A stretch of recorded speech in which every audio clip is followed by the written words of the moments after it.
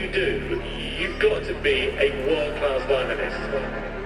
Problem is with you, you need to be in a group. You need to sing When you're moving around and still trying to play, you end up doing what you did, that's missing words and notes. I don't think what you're doing right now There were times when it sounded to me like a bunch of rats being strangled. That bad. is enough to fill a theatre. You're not good enough. One problem. You're not good enough, good enough, good enough.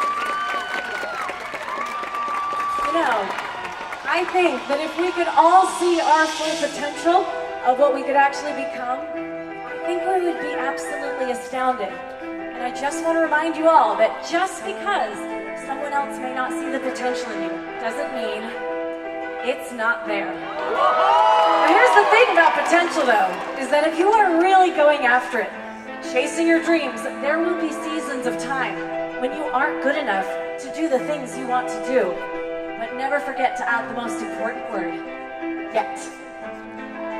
Once upon a time, we all tried to take our very first steps and our little legs crumpled underneath us because we weren't strong enough to handle the weight of our bodies. But we got there. Do not give up on yourself. When you are in the process of becoming who you were meant to be. It's not that you're not good enough, you're just not there yet.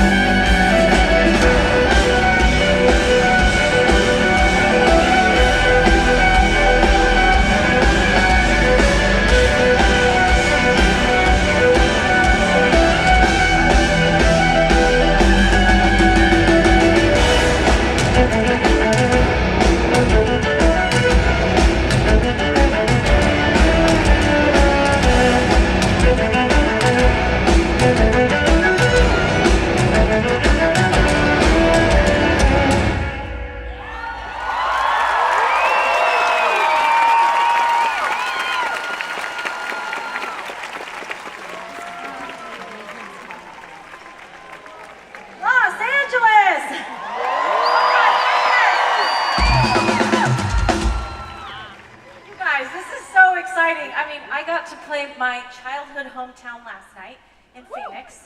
And then, like, the very next day, I get to play my current and adult home here in LA. So, like, 2 hometown shows back to back. You guys are on cloud 9. Thank you so much for coming out tonight. And I will say, this is one of, if not my favorite venue in the United States. I love the Greeks so much, so I'm so grateful to be here. And I couldn't help but notice, can I get some lights on this part of the audience? Can we see the, first of all, I immediately recognized, I was like, that's my costume. It's a little, oh, but you fit in it. I'm a little offended. So I auctioned off some of my costumes for charity a while ago. And it looks like they went to a good cause. I'm so happy. Okay. Also, I will say, I know this man. Matt, good to see you. How many shows is this? 96. I love you. You're what? You look amazing, by the way. Did I tell you that? Anyways, give it up for Matt, coming to 96 of my shows. I mean, your hair's been, it was short when I met you. I think it's just been growing ever since. Anyways, you guys, I'm so excited to be here tonight. Like I said, this is actually the last night of our tour. So, ending it with a bang. Los Angeles, I will say, every time we come and play LA, it's like one of the best nights of the tour, so you have a lot to live up to as an audience. So far, we're killing it, okay? So, quick story I just have to share. So that last number, that's like my Beyonce moment of the show. Like, where I'm really leaning in, I'm feeling super hardcore. But when I had the idea for that number, and I called my production coordinator and I was talking with him through all the creative ideas of the show, and I started explaining that one. I was like, I want like 20 to 30 fans to roll out on stage and, you know, just stand there around me and each of the dancers. And he kept trying to tell me why this was a terrible idea, why it wouldn't work. I kept explaining why it would work. I'm like, no, we'll put them on these little wheels and we'll roll them out. And he's like, just standing there. I'm like, yeah, just right around me and the dancers. Anyways, after about 10 minutes, I realized he thought I was talking about people. He thought I wanted to wheel out 20 to 30 of you and have just stand there. I was like, yeah, right close up next to us.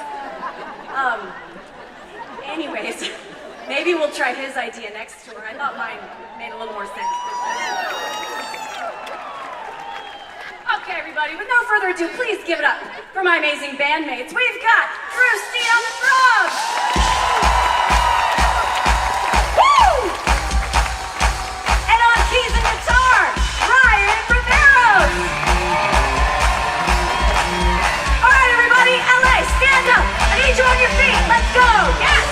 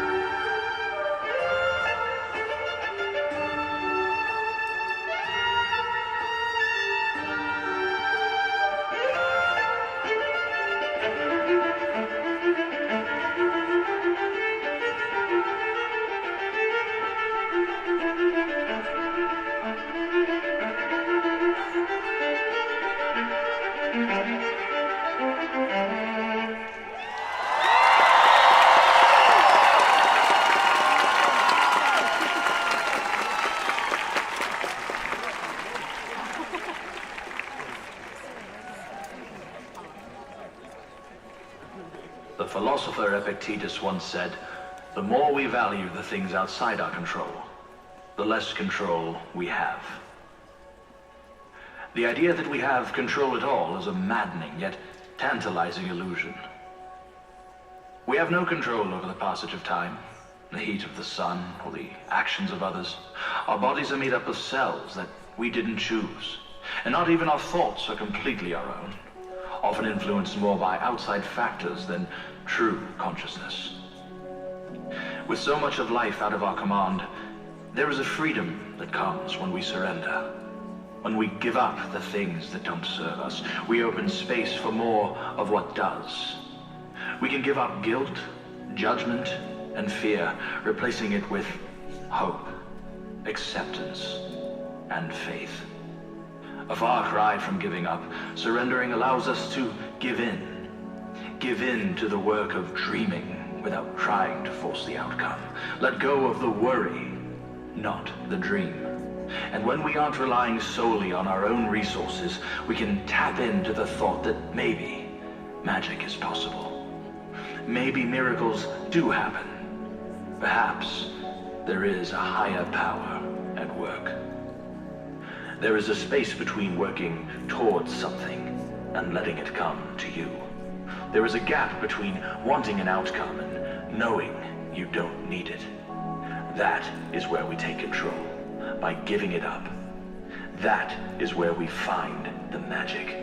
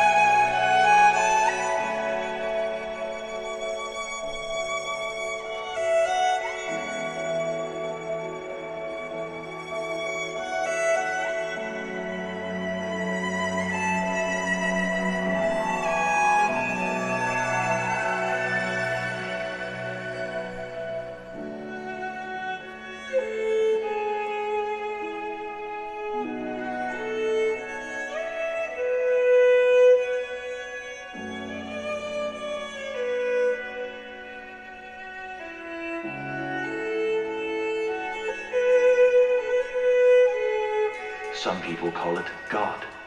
Others call it karma or fate. But whatever name you give it, trust that you are part of the fabric of this universe. And what you are seeking is also seeking you.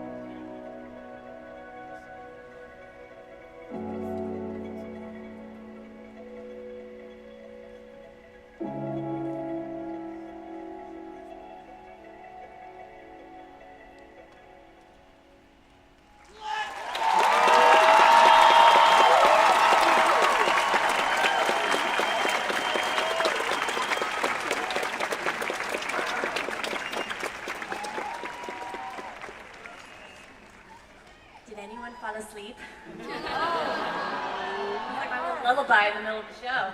I really overwhelm you, and then it's like, oh.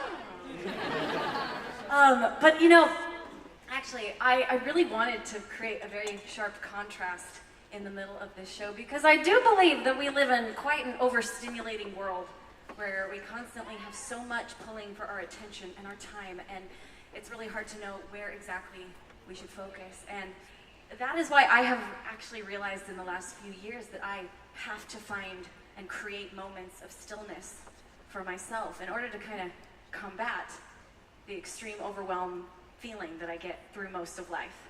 And you know, I actually realized this several years ago when out of nowhere, my anxiety shot through the roof, and I became a version of myself that I almost didn't even recognize.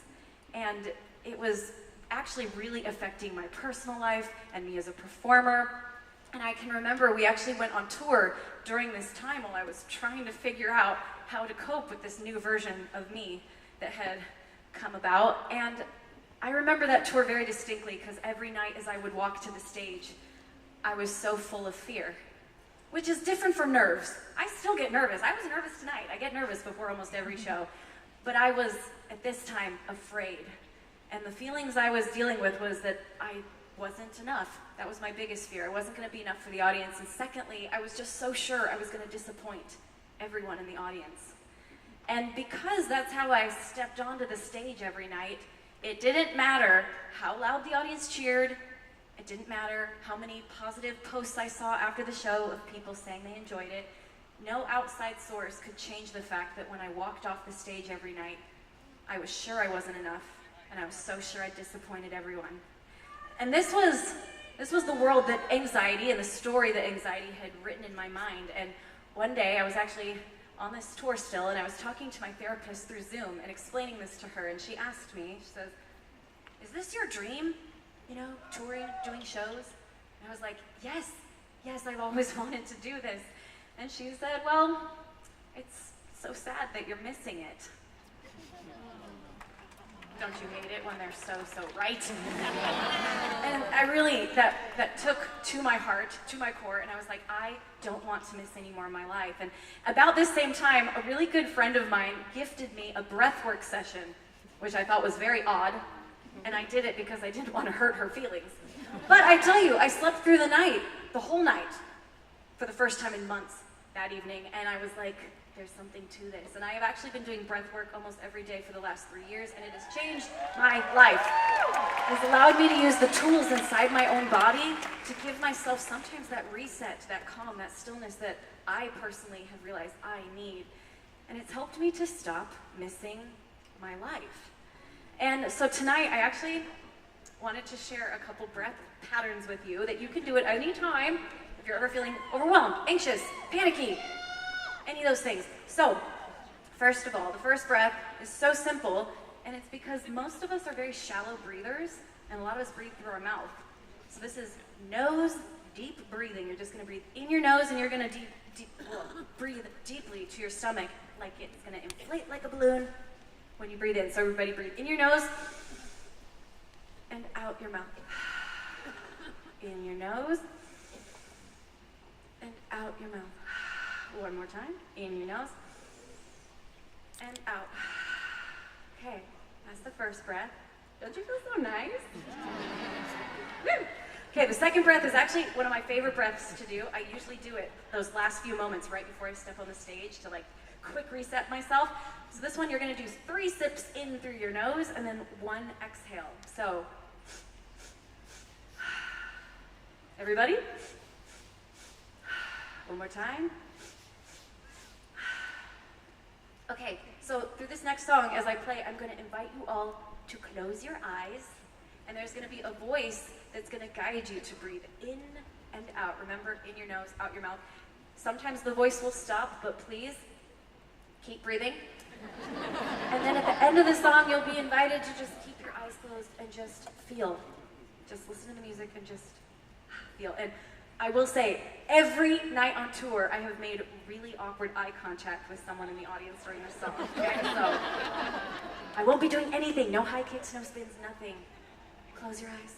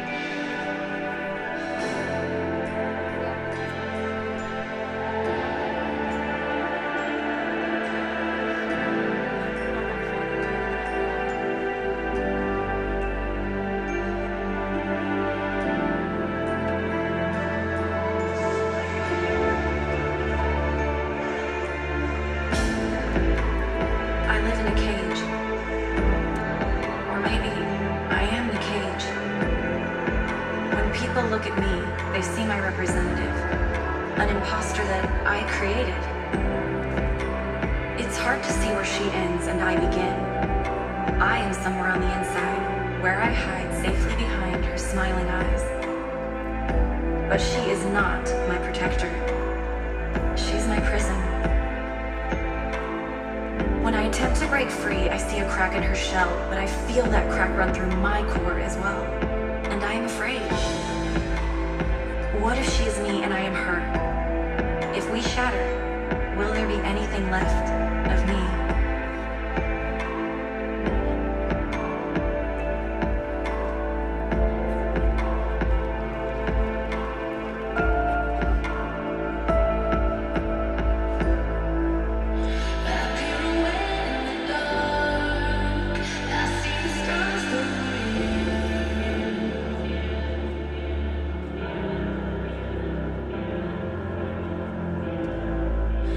Tired looking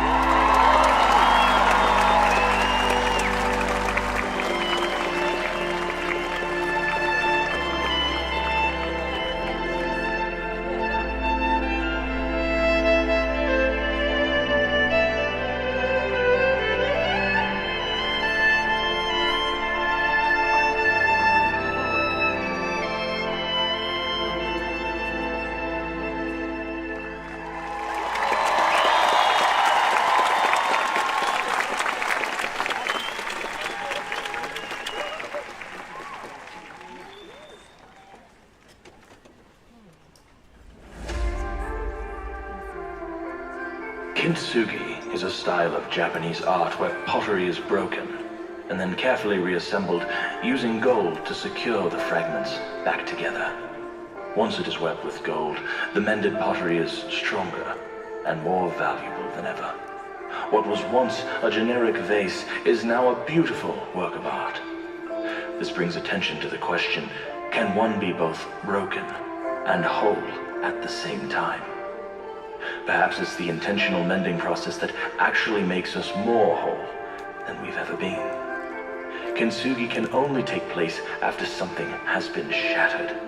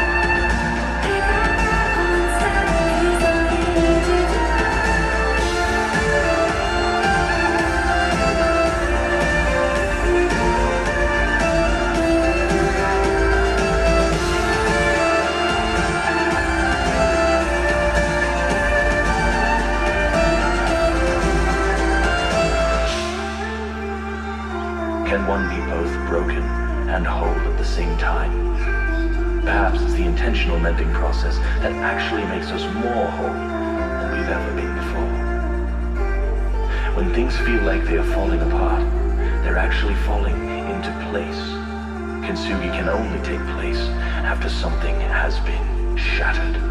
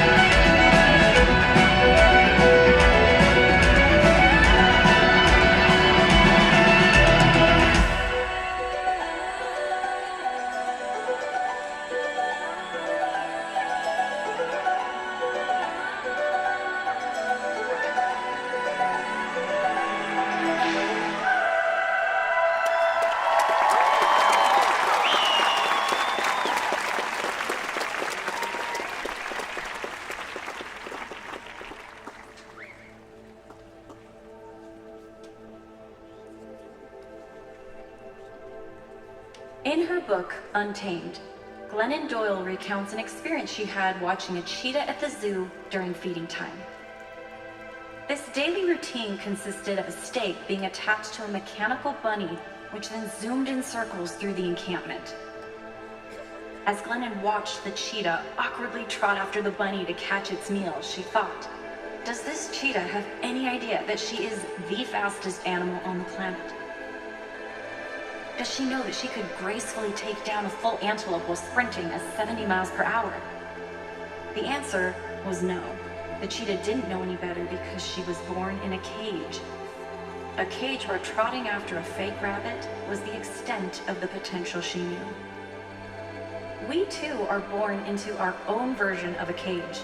For instance, most young girls understand the narrow expectations to be pretty, and boys the expectation to be strong, before they even know how to read or write.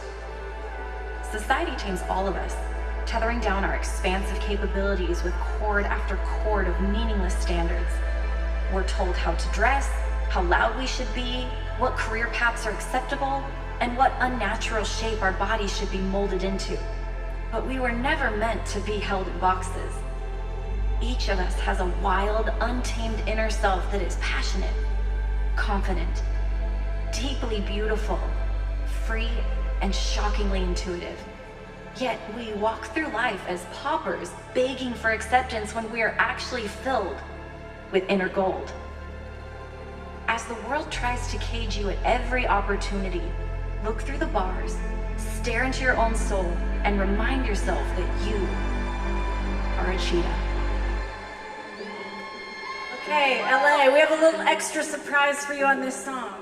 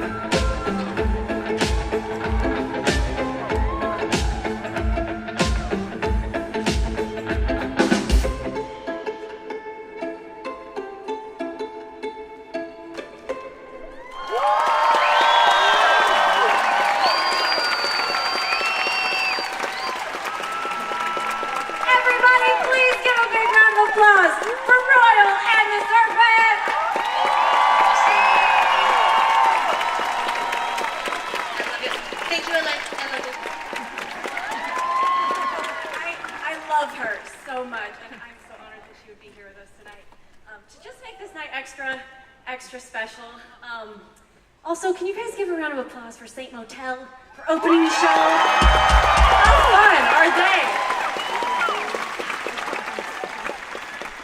You know, as I said earlier in the show, last night was my hometown, like my childhood hometown, and my mom was there and all my friends from high school, and after the show I was talking with my mom, and somehow this memory came up from years ago, like 10 years ago, when I was over in Europe, and it was like our second tour in Europe, or third, I don't know, something like that. But I remember right before I was about to go on stage, I overheard someone at the venue talking about like, oh, last time this girl was here, she sold way more tickets. You know, it's like she's already kind of going downhill. And it like really cut to the core. I was like, oh my gosh. And I started to panic. I was like, is this the beginning of the end? Is this where we spiral backwards? And I ran to my dressing room and was literally fighting off a little panicky moment. And I called my mom, and because of the time difference, it was really late her time, but she answered the phone. My sweet mom. And I told her what I was thinking. I was like, there's way less people here than last time, and like the audience isn't even going to be full. And she stopped me and she said, Lindsay, how much time? And I was like, I've got like 5 minutes before I got to go out there. And she was like, I need you to just focus on the people that are there. The people that showed up. Who cares about the people who did it? Right? That's mom! And that's something that stuck with me. And there was something that happened that night where while I was playing one of the songs, randomly, someone in the audience put up a flashlight. And then another person put up their phone, and then another, and then before I knew it, the whole room was filled with those beautiful starry night sky phone moments. And it was magical because it was so apparent. The dark spots didn't matter. I couldn't see the empty seats. All I could see was the evidence of the lights of the people who did come.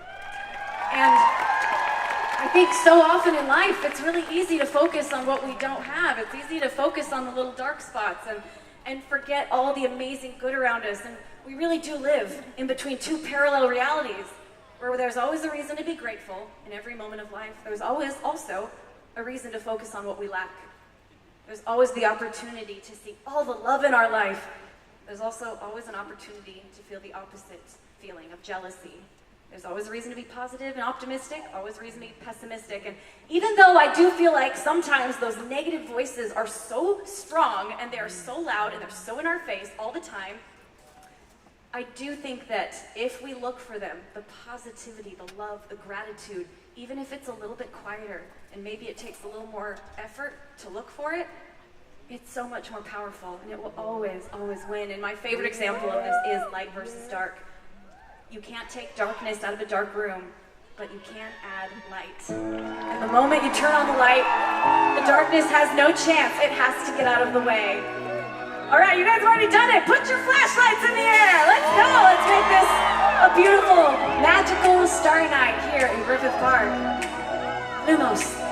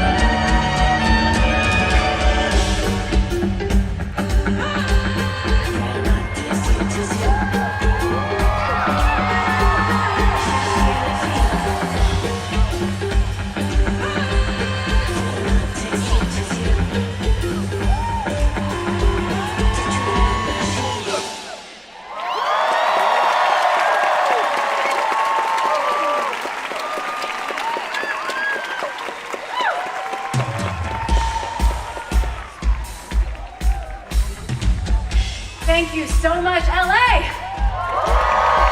You guys have been amazing tonight. And guess what? We have one last song for you. There's a story behind this song, so indulge me for a moment. I literally realized the other day that it's almost exactly a year ago to the date that I found out some things about my then 3-year relationship. There had been some secrets, there had been even more lies. And to be honest, I was absolutely devastated, heartbroken, so depressed I couldn't get out of bed in the morning. That's where I was at. But I had enough time to write one more song for my album. Oh, I thought to myself, okay, I could write the way I feel, which was super depressed, so sad, heartbroken. I was like, I could write that song and perform that for the next 2 years. Or I could write the song that below all those very heavy, very real surface emotions, deep, deep down, I could write the song that I knew was true. And that was that I was better off without that guy if he was going to treat me like that. And during this time, my friends would call to check in on me and they'd ask, how are you doing? And my honest answer was, I'm not okay, but I know I will be. We are so strong, we are so resilient, and time really does heal all wounds. And you know, that's become a bit of a mantra that I say often to myself. If I'm ever having a hard day, whether it's due to mental health or a bad situation, I look myself in the eye and I say, okay, I'm not all right now, but I know I will be. That might be tomorrow, it might be the next day, it might be a week, it might be a year. And now, I am so happy to report that almost a year to date from when all of this went down, I am more than all right. I am thriving, and I am so glad that man is in my past. So I just want to remind you, because we've all had people hurt us, sadly. And we've all been broken or felt broken before, but I want to remind you that if someone mistreats you, whether it's a bad boss, an ex, or a bully at school, someone's mistreatment of you says nothing about your character, your worth, or who you are, and it has everything to do with them. You are so much bigger than somebody else's actions, and guess what? I promise we will all be more